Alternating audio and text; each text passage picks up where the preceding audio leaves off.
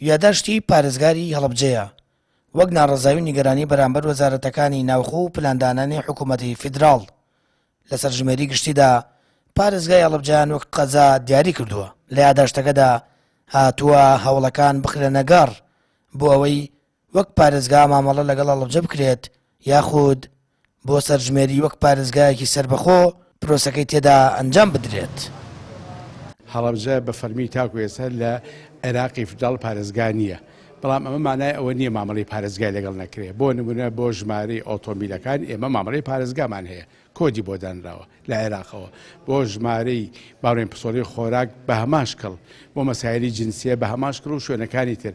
ئێمە بە یادداشتێکمان نووسیوە ساعات 12 یادداشتە ئەمڕۆ ئەین بە نووسینگەی پەرلەمان لە شاری هەڵەبجە لە پارێزگای هەڵەبجە بۆ ئەوی بیا بەسەر ئینفراکسیۆنەکان و بیشیا بە ئەنجومەنی نوێنەرانی عێراق و بە وەزارەتی ناوخۆی خۆشمان حکومەتی هەرێمی دەین ئەگەر وەکو مامەڵەی سربەخۆمان وەکو پارێزگا لەگەڵ ناکەن لانی کەم لەم قۆناغا وەکو بازدێکی سربەخۆ مامەڵەمان لەگەڵا بکەن بۆ ئەوەی سبەینێ هەڵەبجە کە بوو بە پارێزگا بە پلەی ڕسمی ئەم مامەڵەیە مامەڵەیەکی فەرمی بێ.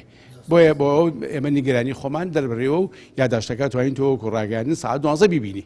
پارێزگای هەڵەبجە تەنیا لە پەرلەمانی عێراق ڕێکاری پەسەندکردنی پرۆژە یاساکەی ماوە بە فەرمی وەک 19مین پارێزگای عێراق بناسێنرێت، بەڵام دوای دوو خوێندنەوە بۆ پرۆژە یاساکە هێشتا بۆ پەسەندکردن نەخراوەتە دەنگدانەوە. ئەوەش ڕێکارەکانی بە پارێزگابوونی هەڵەبجە و گەڕانەوەی چەند بەڕێوەبەرایەتێکی گرنگی سەر بە حکوومەتی فیدراڵ باڵواسراوی هێشتووەتەوە.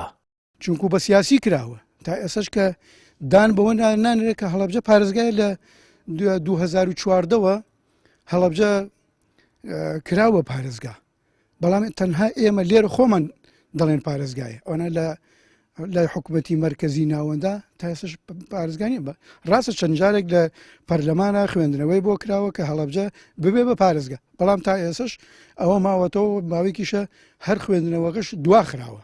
ئەمە گەر هۆکاری سیاسیێنی بیش ئەبێ چی بێ.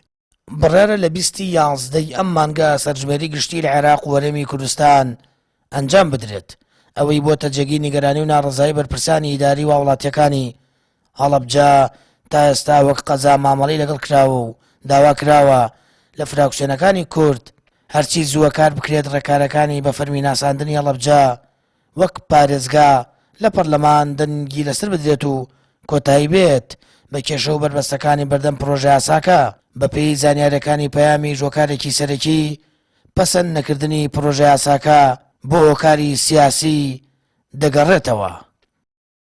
سامان فەتاح، کەناڵی ئاسمانی پەیام، هەڵەبجە.